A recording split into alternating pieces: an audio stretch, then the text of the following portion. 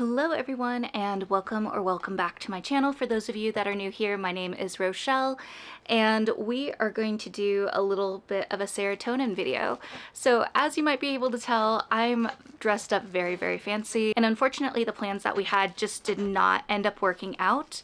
And I'm in a little bit of a crummy mood because of that. We were gonna try to see Hadestown for the first time. It's been a very anticipated musical for me, and because of traffic and a potential accident, there was just so much of a delay for our ETA time that we ended up going and missing the show. So we came back home. I'm still a little bit bummed out, but I have some really exciting book mail that I can't think of a better way to go and lift my mood than going and doing some unboxing with you all. So let's go and see what I have in all these packages that are literally surrounding me on the floor, and see what books have been gifted by publishers for upcoming releases and whatnot. I'm so excited to share all of these books with you all. So with that being said, let's start opening some stuff. So this one is called Marmalade Parade by MC Jodry. Don't think I'm saying that one right, but I believe I was actually reached out to by email to see if I was interested in reading this book. So this one says, Marmalade Parade explores themes connected to different forms of memory. Memory as construct that is both built, destroyed, and altered daily. Its reliability fleeting. The physical objects that connect us to memory and how these are manifestations and representations filled with artificial meaning, yet often the only things left of us when we're gone.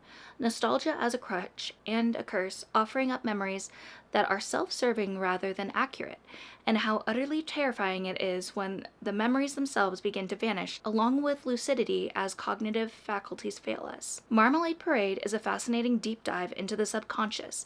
It's an exploration of memory and time, what we remember, what we forget, which details we misremember, and which feelings and emotions are baked deeply into our brains and carried within us wherever we go. Told in 3 parts, we move from a dreamscape told in fragments, marked by episodes of violence and trauma, to an auction of objects that spark recollection to a final debriefing. The reader is constantly left slightly off kilter, gradually piecing together reoccurring themes and motifs into a symphony of past and present. Ooh, okay, and so this is going to be a very interesting book. I feel like it's going to be kind of different than what I normally read, but I'm super intrigued. I feel like this could potentially be a book that I might have to read multiple times just to get a better understanding of the book, but I think the cover is so intriguing. I love just looking at it and focusing on different pieces of it. It's also a very thin book, so we will see how this one turns out. Okay, let's open up the next package. Okay, so this one is from Atria, and this is The Natural Order by Matthew Aldrich. This one comes out October 27th of this year, and the cover's really interesting. So it says, Paul Whitmore, the world's wealthiest man, begins each day on his secluded marine estate with a guided meditation, an hour of exercise, and a proprietary nutritional shake. These are the first 3 steps in a strict monastic protocol known as the Method, a protocol that arrests the aging process. Paul is 122 years old, yet he appears 50. Silicon Valley's Ponce de Leon, he has unlocked the secret to eternal life and is ready to bring his breakthrough to market. The world is poised to enter a post-aging future. But not everyone wants Paul to succeed, and his enemies are prepared to use violence to keep the Method from launching. Alone in his private Xanadu, Paul is well insulated from the steady stream of death threats. But when a new threat emerges that targets Paul's estranged son, Max, Paul is forced to take action. Max is 85 years old, living in a nursing home, and has not spoken to his father since he was a child. I feel like this one is a little bit of a thriller, and it sounds so fascinating. So this is definitely one that I'm very curious to check out. I feel like I haven't really heard anyone talk about this book either. We got Save the Date by Mallory Cass, I think. And this is an Atria book. So 1 wedding, 3 love stories, and a little bit of chaos. The bride, beautiful, seemingly carefree Marigold, is tired of being treated like a shallow it girl. That's one of the many reasons she's excited to marry Jonathan, the handsome, kind, respectable doctor of her dreams. So when a shocking secret from her past threatens to ruin the wedding, she'll do anything to make it disappear, even if it means tracking down a man she vowed to avoid forever. Ooh, this sounds really interesting. And this is the author's debut novel. I do really like the way the cover looks. It's so interesting to go and stare at. And I also am getting married later this year, so maybe this will be a fun book to read before my own wedding and everything. Or it could be a little bit more of chaoticness, which I don't know if that's the mood that I want to bring in. We shall see. So funny enough, this is actually a finished copy of A Kiss of Crimson Ash. And it's interesting because I do actually have an ARC for this book. So I guess I have an ARC and now a finished copy of this from Orbit, which is really, really cool. So for anyone that hasn't seen my previous book mail video, I'll just go and read a little bit of the back of this book so you get an idea of it. Nandapur is a city of secrets and spellcasters, where seduction reigns and a power-hungry king who is never satisfied plots to unleash a weapon that has lived only in myth until now. To stop him, an ancient goddess seeks out a newly crowned queen, a heartsick prince, a common thief, and a courtesan with magic in her blood. Together they chart a course through brothels, temples, taverns, and palaces, setting a trap for the Empire's most powerful men. Linked by desire, destiny, and a dangerous foe, they each must decide. What will they risk for a weapon worth dying for, and a love worth staying alive? I've been really excited to check this one out. I feel like it would be a great book for me to read to fill out a spot on the Romantasy bingo board, which I really need to pick up some pace and work on a little bit more. And this is also really cool too. There is some character art on this little page that was inserted in the book. They're really pretty. Looks like we have a little bit of LGBTQIA plus relationships, which is so cool. So I am really excited to check out this book, but now I guess I have an ARC as well as a finished copy of this book, which is really, really exciting. So I'm even more excited to go and check out the book. And also, if it matters to anyone, this is so floppy and satisfying to hold on to. So it looks like we got another Romantasy. This is Curse Keeper by Alexandra Christo. And this comes out November 3rd. So this says, torn from her home and forced to train at the brutal forge as a child, Thalia Morrow has only ever known the life of a scion, one sworn to guard the Library of Curses. But on the night she crosses paths with an enigmatic fae, the library is ransacked and her brother is taken by demons, leaving Thalia as one of the last scions still alive. Desperate to find her only family, Thalia follows the bloody trail to the mysterious Soren, a ruthless warrior who was cursed and banished from the Feywild. Everything about him is dangerous. Everything about him calls to her. Ooh, I am so excited to check this out. I don't remember really hearing about this book, but I was really drawn to the cover when I requested this, so I'm excited. This is also a nice sized book, and this is another book that I could maybe find a spot for on the Romantasy bingo board that I'm working on. Okay, not gonna lie, I'm in love with this cover. So this is Strange Bedfellows by Amanda Mortlock, and this is an Atria book. It comes out September 22nd, but I really love that. Like, just the cat eyes, there's someone holding a candle, just the way the font looks. I'm really loving this. A dark and steamy debut novel about a girl who is sometimes a cat and the witch she loves, as secrets from her past threaten to unravel the delicate balance of her present. Cleo is a willfully aloof college student with an impossible secret. When she meets Wes, a brooding musician, at a Halloween party, their connection is instant, electric, and impossible to ignore. The romance takes a mystical turn when Wes discovers what Cleo's been hiding. Sometimes she takes the form of his pet cat. What? Enter Bailey and Ollie, their magical counterparts, who reveal a deeper tie between Cleo and Wes. He's a witch, and she's his animal familiar. I'm so intrigued. This is such a different concept, and I'm really excited for it. I might save this book a little bit closer to the fall time, though, just to get those extra witchy vibes, but I'm very excited to check this one out. It sounds so interesting. So we'll see how this one goes. This next one is We Lived on the Horizon by Erica Swiler. And this is a book from Atria. The line between maker and machine has never been thinner. Saint Anita Malovis feels the end of her life and her decades of work as a bioprosthetic approaching. She is determined to preserve her legacy by creating a physical being, Nyx, which is filled with her knowledge and experience. But when a fellow sainted is brutally murdered and the city AI inexplicably erases the event from its data, Anita and Nix are drawn into the growing conflict that could change everything between bulwarks, hidden underclass, and the programs that impose and maintain order. Complex, imaginative, and unforgettable, We Lived on the Horizon grapples with body horror, the human desire for utopia, and what the future holds. Interesting.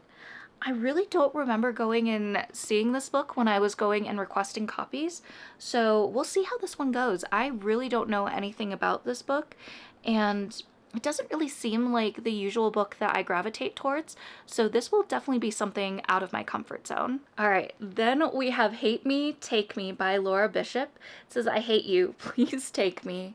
This comes out August 4th, and I believe this is the same author that wrote Love Me, Stalk Me. Yeah, it says this is a follow-up to Love Me, Stalk Me. It's a dark rom-com about a woman matched with her fantasy boyfriend by an AI app, unaware he's actually her ex-husband back to win her over in disguise.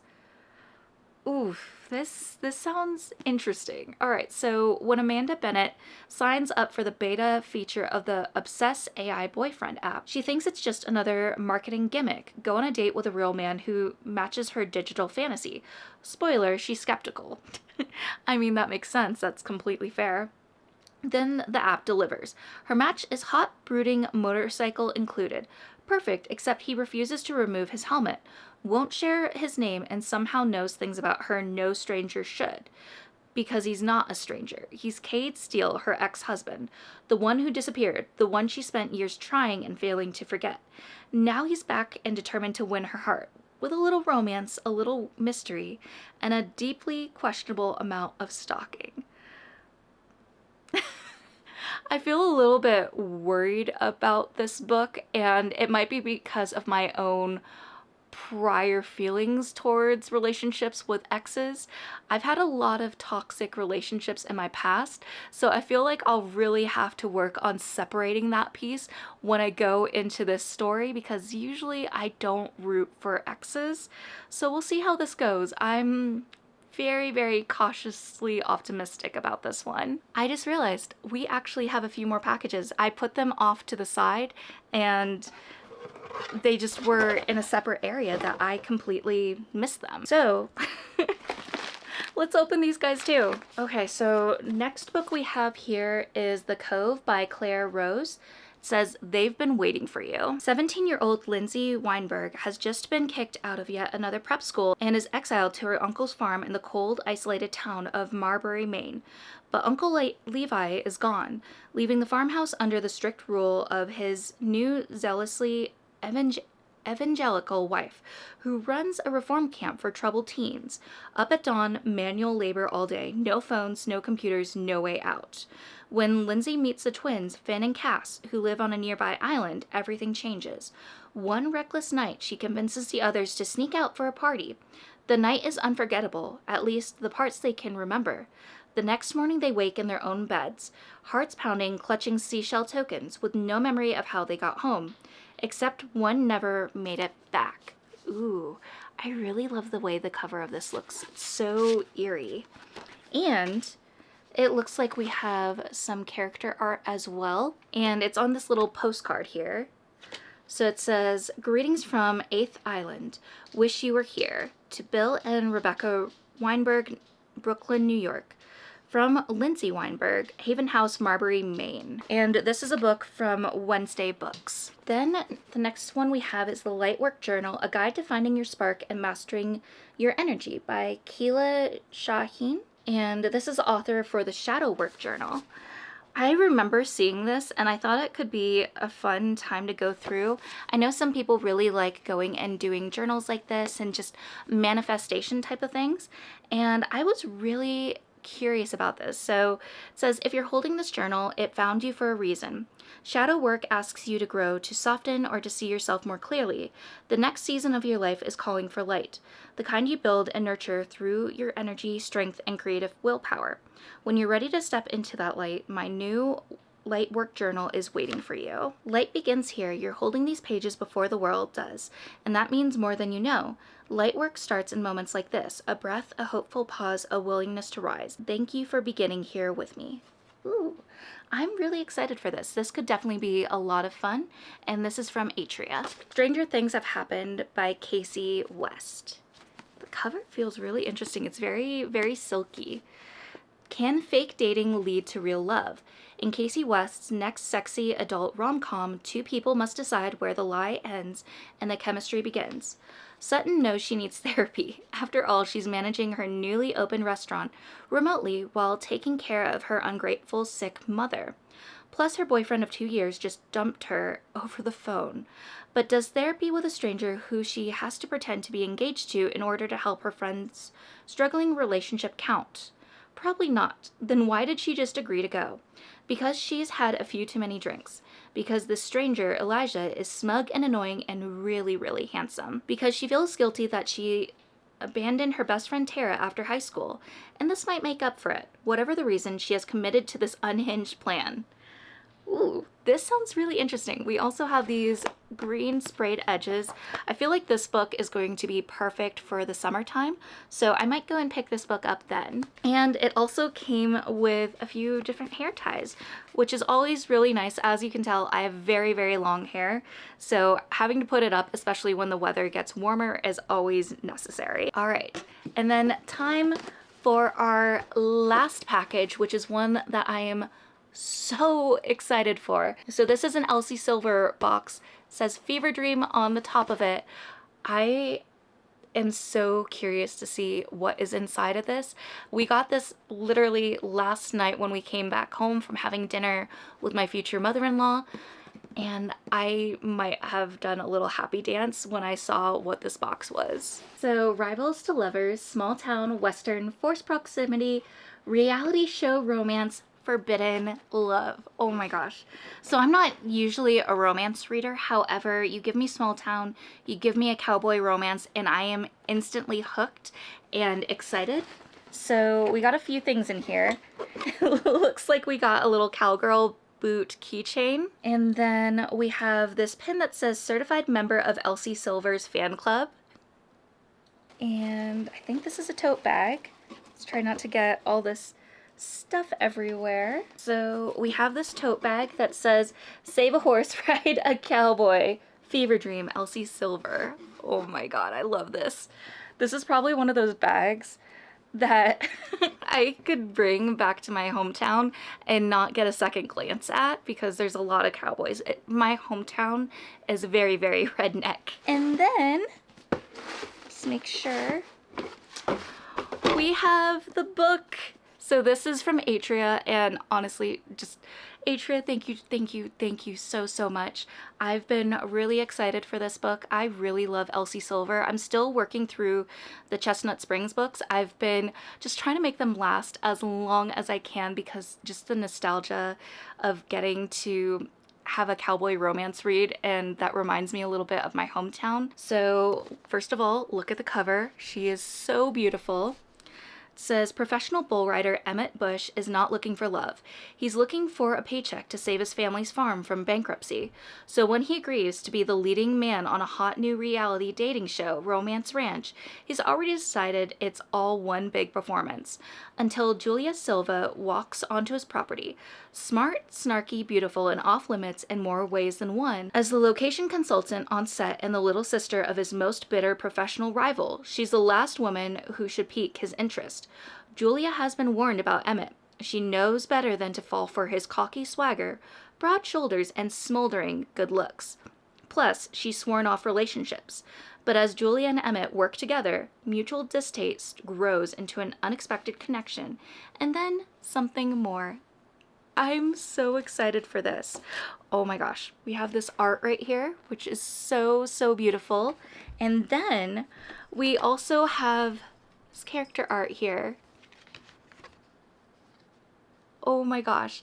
It also has a playlist that you could listen to while probably reading this book, and then Julia's Diner Special.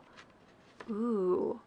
So right on the back of this, we have a recipe to go and follow, and Ooh, a lot of this sounds tasty, except, so with the ingredients, it says salted butter, eggs, pinch of salt and pepper, sharp cheddar cheese, diced bell pepper, green onions, cubed ham, but also cubed pineapple, which I love pineapple, but I'm not always the type of person that has it in certain dishes.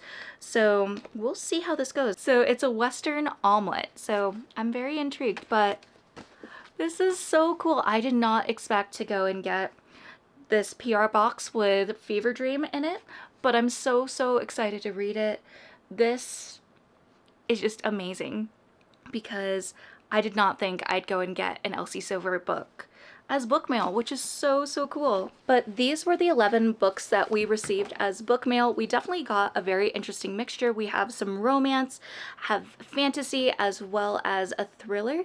So this is definitely a very exciting pile for any type of mood read, depending what I feel more inclined to pick up in that moment.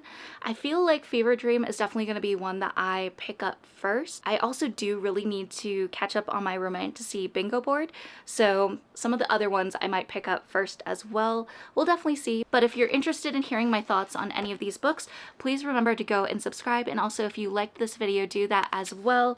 And if you made it to this point in the video and you don't know what to comment, maybe go and leave like a horse or maybe a sun in the comments just for Fever Dream. I'm definitely excited to read all of these books and just incredibly grateful. I never thought I would be getting book mail at all. That was just kind of a little childhood dream where it's like, oh, it would be so cool to go and get books in the mail and, you know, just have my own little library to go and look at constantly. And here we are, and it's just absolutely a dream come true. And I appreciate you all for being here in this journey with me and just going and watching these videos where I unbox a bunch of different book mail to see what's inside. But as always, I like to wrap up my video with this little reminder to always remember that you're worthy and capable of amazing things. Bye, friends. So this one, Nugget. Nugget.